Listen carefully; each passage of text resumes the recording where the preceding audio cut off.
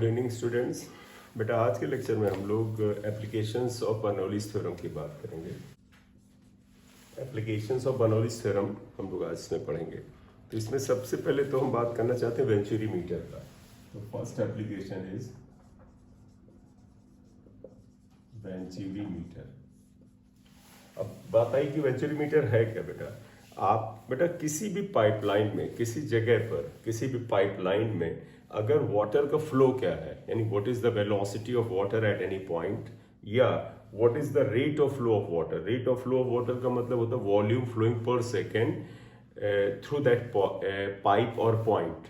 इसे निकालने के लिए हम क्या यूज करते हैं, वेंचुरी मीटर। अब आपको इसका क्या मतलब आपके घर में अगर बेटा जल निगम के पानी की सप्लाई है तो वाटर की लाइन जो तुम्हारे घर में आती है वहां पर एक वाटर को पढ़ने वाला मीटर लगा है। जैसे इलेक्ट्रिसिटी का बिल आता है मीटर से, वैसे ही अगर उसका बिल आता है तो वो जो वाटर की सप्लाई लाइन में तुम्हारे घर में मीटर लगा है वो वेंचुरी मीटर है। वो बताता है कि उस पाइपलाइन के उस जगह से जहां से वो वेंचुरी मीटर लगा है उस जगह से कितना लीटर पानी, क्योंकि क्या बताया rate of flow of liquid का मतलब हुआ volume of liquid flowing per second. तो बताता है कितने लीटर पानी पर सेकेंड वहां से जाता है, इसलिए पर मिनट, इसलिए पर आवर, इसलिए पर डे, इसलिए per month and per year. तो वो पता करता है कि भैया कितना पानी हर सेकेंड हर दिन वहां से गुजरा। ये वेंचुरी मीटर है। अब हुआ कि सर ये किस पर बेस्ड है, बर्नौलीज थ्योरम पर बेस्ड है क्योंकि उसका एप्लीकेशन है। तो it is used to determine rate of flow of liquid, even fluid कर सकते हैं, हवा को भी आप या एयर के भी फ्लो को पता है, fluid eight any point of the pipe. तो ये बेटा रेट ऑफ फ्लो को निकालता है। ठीक है बेटा, ये बात आ गई। अब हुआ कि on what principle it works. Principle मैंने बताया it is based on Bernoulli's theorem.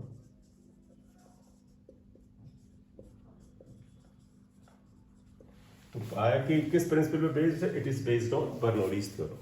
Clear. अब हमें कंस्ट्रक्शन एंड वर्किंग इसमें करना पड़ेगा। Construction and working. कंस्ट्रक्शन थोड़ा सा देखते हैं। देखिएगा आपके एनसीईआरटी में थोड़ा सा दूसरे तरह से बना है, मैं दूसरे से बना रहा हूँ। दोनों का लॉजिक एक ही है, दोनों का। देखो बेटा किसी चीज को कंसेप्ट लगाने में, किसी चीज को बनाने में कंसेप्ट एक होता है, डिजाइन तो बेटा सुविधा के अनुसार, जरूरत के अनुसार बदलता ही रहता है।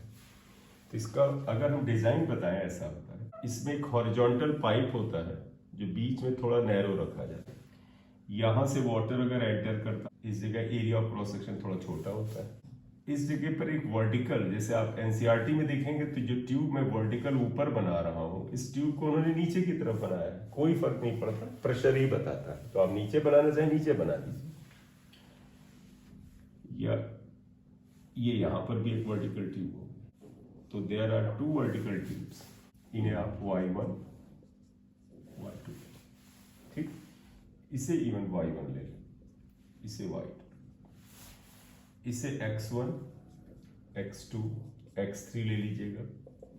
वाटर फ्लो होता है इसमें, इसकी डेंसिटी रो है बेटा। इस एंड पर area of cross section A1 ले लेते हैं और इस जगह पर area of cross section A2 है। वेलोसिटी आप देखिए यहाँ V1, यहाँ वेलोसिटी थोड़ा ज्यादा होगा क्योंकि area is less, velocity is more. और ये जहां पर हमें फ्लो पता करना है वहां पाइप को थोड़ा कट करिए, जगह बनाइए और उस पाइप में ये एंड जोड़ दीजिए। तो आप उस पाइप में ये एंड लेकर के फिक्स कर देते हैं। तो इसका मतलब हमारा पर्पज है V1 निकालना। तो तुम कहोगे V1 से क्या पता चलेगा, what is the velocity of liquid flowing that pipe at that point of the pipe. ठीक है, अगर V1 पता चल जाएगा तो A1 से मल्टीप्लाई करेंगे तो बेटा A1 V1 आ जाएगा। A1 V1 क्या होता है, volume of liquid flowing per second. अब आप देखिएगा बेटा एक चीज और, यहाँ वेलोसिटी V1 कम है, यहाँ वेलोसिटी ज्यादा है। बर्नौलीज थ्योरम से तुम्हें याद है बेटा, जहां पर वेलोसिटी ज्यादा होती है वहां प्रेशर कम होता है। तो इस जगह पे प्रेशर कम होगा, इसलिए लिक्विड इस पाइप में थोड़ा कम हाइट तक चढ़ेगा। मान लीजिए हाइट H1 तक चढ़ा, हाइट यहीं से ना बदले। इस जगह देखो पाइप इसके कंपैरिजन में थोड़ा वाइड है, वेलोसिटी कम होगी। वेलोसिटी कम होगी तो बर्नौलीज थ्योरम से क्या होता है, प्रेशर ज्यादा होता है, इसलिए हाइट ज्यादा होगी। एक्चुअली अब इसमें जो कुछ भी निकालना है, ऐसा क्वेश्चन आए, न्यूमेरिकल आए, तो अगर बेटा दो अननोन पूछे जाएं तो दो इक्वेशन है आपके पास। वो क्या क्या है, आप x1 और x2 पॉइंट्स पर प्रिंसिपल ऑफ कॉन्टिन्यूटी लगा सकते हैं। आई एम रिपीटिंग बेटा, इस तरह का कोई क्वेश्चन हो, न्यूमेरिकल हो, कुछ हो, पाइप में कहीं पर भी, तो अगर आपको दो अननोन निकालने को बोले जाए तो दो अननोन निकालने के लिए आपके पास पूरी व्यवस्था है। वो क्या, एक तो आप प्रिंसिपल ऑफ कॉन्टिन्यूटी दो पॉइंट पे लगा दीजिए, a1 b1 equal to a2 b2। Second, आप उन दोनों पॉइंट पर बर्नौलीज थ्योरम लगाइए। तो हम पहले लगाएंगे by Bernoulli's theorem. Bernoulli's theorem आप देखें कहां पर, eight x2 and x1। x2 पे पहले लगा रहे हैं तो देखो हम लिख देंगे P2। मान ले बेटा इस जगह प्रेशर P2 है, half rho V2 square equal to P1। यहां पर प्रेशर P1 है plus half rho V1 square. यहां पर आप ऐसा करो, half rho V2 square minus V1 square common निकाल लो तो P1 माइनस P2 आएगा। ये अब आप इसमें चाहें तो बेटा आप देखें तो इसे लिख सकते हैं, V1 स्क्वायर को कॉमन ले यहाँ पर तो देखो V2 अपॉन V1 का होल स्क्वायर माइनस 1 आएगा, और ये वैल्यू इधर मल्टीप्लाई होगी 2 upon rho P1 minus P2 आता है। अब तुम्हें मन में आएगा सर यहाँ पर प्रेशर P1, हमने बोला यहाँ प्रेशर P1 है और यहाँ पर प्रेशर P2 है, ये क्या होगा। तो तुम्हें याद होगा कि प्रेशर हाइट ऑफ लिक्विड पे डिपेंड करता है, ये होगा रो जी H1 और ये हो जाएगा रो जी H2। कृपया बेटा ये प्रेशर P1 P2 को वो मैकेनिक वो potential energy per unit volume मत समझिएगा, पास्कल लॉ से प्रेशर हम निकाल रहे हैं। तो यहाँ पर अगर आप लिख दें but P1 equal to rho g H1, P2 equal to rho g H2, तो देयरफॉर ये क्या आ जाएगा, V1 square V2 upon V1 square minus 1। यहाँ देखो बेटा क्या आ जाएगा, 2 upon rho g H1 minus rho g H2, रो जी H2 है, ये H2 है बेटा, फिर से लिख देता हूँ H2। अब आप देखें बेटा यहाँ रो और ये रो कॉमन लेके आप रो को कैंसिल कर दें तो ये आ जाएगा V1 square upon V2 upon V1 का whole square minus 1। 2g common लिया तो H1 माइनस H2 आएगा, लेकिन डायग्राम में देखो H1 माइनस H2 H के बराबर है, तो इसलिए क्या आने वाला है, ये आ जाएगा V1 square V2 upon V1 का होल स्क्वायर माइनस 1, ये that is equal to 2gh आ जाएगा, because H2 minus H1 is H। ठीक है, अब आप देखिएगा हमारा पर्पस था V1 निकालना, तो इसे इक्वेशन 1 लिख लो। अब लिख लो बाय प्रिंसिपल ऑफ कॉन्टिन्यूटी, कहाँ पर बेटा, एट x2 एंड x1। देखो x2 पर बेटा एरिया क्या है इसका, हमने नहीं लेकर लिखा है, A2 वेलोसिटी V2, तो आ जाएगा A2 V2 is equal to A1 V1। हमें क्या चाहिए बेटा, हमें V2 अपॉन V1 को खत्म करना है यहाँ से, तो V2 upon V1 is equal to A1 by A2। आप ये वैल्यू उठा करके इक्वेशन 1 में रख दीजिए, आपकी V1 की वैल्यू आएगी। तो 1 में हम रखने में हम क्या करेंगे, हम अभी बताते हैं बेटा आपको कि हम क्यों V2 V1 को हटा रहे हैं।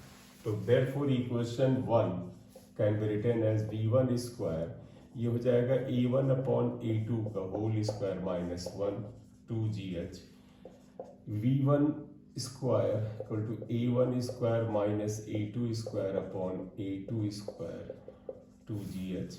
इसलिए V1 इज इक्वल टू बेटा देखो A2 square upon A1 minus A2, A1 square minus A2 square 2gh का अंडर रूट आ जाएगा, तो A2 तो बाहर आ जाएगा, तो ये बचेगा A2 under root 2gh upon A1 square minus A2 square. ये वैल्यू निकल के आई बेटा, आप देखो तो ये वैल्यू निकल के आई यहाँ पर। अब आप देखो बेटा ये वेलोसिटी एट पॉइंट आ गया, ये आपका आंसर आ गया। मतलब आपसे कहा जाए कि इस वेंचुरीमीटर को पाइप में इस एंड से जब जोड़ोगे तो इसी जगह पर वो पाइप का पॉइंट होगा, वेलोसिटी V1 क्या ही आएगी। अब कहोगे कि सर आपने V2 V1 क्यों हटाया, बेटा देखो V2 V1 अननोन, लेकिन यहाँ पर एरिया A1 या A2 और यहाँ पर एरिया A1 या A2 नोन है, एक तो उसके ऊपर लिखा होता, ना लिखा हो तो आप बेटा वर्नियर वगैरह लेकर के निकाल लीजिए।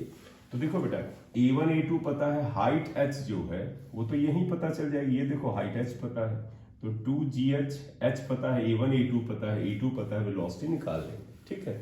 लेकिन हमने कहा था कि अगर हम यहाँ A1 B1 कर लें तो हमें ये भी पता चल जाएगा कि what is the rate of flow. Rate of flow का मतलब क्या हुआ, volume of liquid flowing per second. Therefore rate of flow और volume of liquid flowing per second, अगर हम इसको मानिए Q से लिख लें, सिंबल दे देते हैं Q, तो हम इसे लिख सकते हैं A1 B1। तो हमने रेट ऑफ फ्लो को Q दे दिया है, ठीक है। तो देयरफॉर रेट ऑफ फ्लो यानी volume of liquid flowing per second A1 B1 is equal to A1 A2। V1 की वैल्यू बेटा ये रखें, under root 2gh upon A1 square minus A2 square. Venturimeter concept है क्या बेटा, देखिए आपने 2 पॉइंट x1 और x2 पर बर्नौलीज लगाया और प्रिंसिपल ऑफ कंटिन्यूटी लगाया, ठीक है। देखिएगा एक बड़ा इंपॉर्टेंट क्वेश्चन है क्योंकि हमें ये क्वेश्चन लगाना आना चाहिए। देखो manometer connected to a close tap reads 3 × 10⁵ newton per metre square, यानी प्रेशर रीड कर रहा है। मैनोमीटर बेटा प्रेशर रीडिंग के लिए काम आता है, जब फ्लूइड एट रेस्ट पढ़ाएंगे उसके अंदर हम इसे कंसीडर करेंगे, ठीक है। तो मैनोमीटर की रीडिंग ये है कब, when the a manometer connected to a close tap. Close tap मतलब है पानी आपने नल में बंद कर रखा है, पानी नहीं चल रहा, तो यानी वेलोसिटी क्या है, 0 है। तो सोल्यूशन में अगर आप है तो कहोगे इनिशियल वेलोसिटी 0 है क्योंकि नल का पानी आपने पहले बंद कर रखा है। फिर कहते हैं प्रेशर कितना है, प्रेशर उस समय 3.5 × 10⁵ है। SI यूनिट ही है Newton per metre square, conversion की जरूरत नहीं है। कहते हैं when the wall is open, आपने नल के वॉल को ओपन कर दिया, इसको ओपन कर दिया, पानी चलने लगा, तब उसकी रीडिंग P2 जो होती है 3 × 10⁵ होती है। तो कहते हैं उस समय जब आप वॉल को ओपन करेंगे तो भैया वेलोसिटी क्या होगी बताओ बेटा। देखो प्रेशर और वेलोसिटी में रिलेशन है, तो इसका मतलब और एक ही अननोन है, 2 जानकारियां हैं, एक प्रेशर P1 एक P2 पर, वेलोसिटी V1 दिया V2 निकालना है। तो इसमें तो बेटा एक ही सिंपल सा रिश्ता है, बर्नौलीज थ्योरम। बर्नौलीज अगर आप देखें P1 plus half rho V1 square equal to P2 plus half rho V2 square, ये आएगा। P1 अगर आप देखें क्या है, आखिरी में रख लेते हैं पहले, तो चलिए रख लेते हैं 3.5 × 10⁵ प्लस हाफ रो V1 0 है, P8 0 हो जाएगा, P2 3 × 10⁵ प्लस हाफ रो और V2 स्क्वायर पता करना, क्लियर। ये 0 हो गया तो ये इधर ले आओ, तो 3.5 - 3 × 10⁵ इक्वल टू रो/2 V2 स्क्वायर आ जाता है। तो यहाँ पे देखो V2 स्क्वायर कितना हो जाएगा, 2/रो और ये कितना होगा 0.5, 0.5 × 10⁵ ये आता है, तो 2/रो इतना आ गया।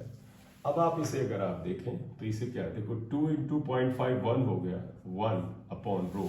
रो is the density of liquid flowing, और वो क्या है बेटा, नल में तो पानी ही फ्लो करेगा।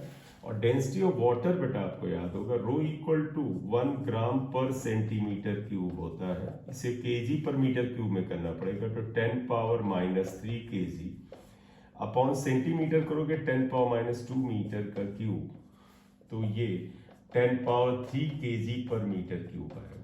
मैं रिपीट कर दूं, डेंसिटी ऑफ वाटर है ग्राम सेंटीमीटर क्यूब में 1 होता है, किलोग्राम मीटर क्यूब में लाना पड़ेगा क्योंकि हम लोग SI वैल्यू रखते हैं। तो ये बेटा रो की वैल्यू 10⁻³ हो गया, और यहाँ पर ये तो बेटा इससे 0.5 × 2 1 हो ही गया है, इंटू 10⁻5 आया, कैंसिल हुआ, 10⁻2 आएगा, तो 10⁻2 मीटर पर सेकेंड। अभी तो यूनिट मत डालो क्योंकि ये V2 स्क्वायर आया, इसलिए V2 equal to √10⁻2 equal to 10 metre per second. बेटा यही आंसर हुआ, तो यानी velocity is 10 metre per second. ये हमने साइड कैलकुलेशन किया है रो के लिए। तो आप देखिएगा इसमें हम सीधे बर्नौलीज थ्योरम एक हॉरिजॉन्टल पाइप वाला लगा के, क्यों, क्योंकि नल से जो पानी की बात कर रहे हैं वो जो नल की जो टैप है उसका माउथ है वहीं पर पहले वेलोसिटी जीरो थी और वहीं पर कुछ वेलोसिटी मानी जाएगी जिसे हमने निकाला है। ठीक है, देख लो।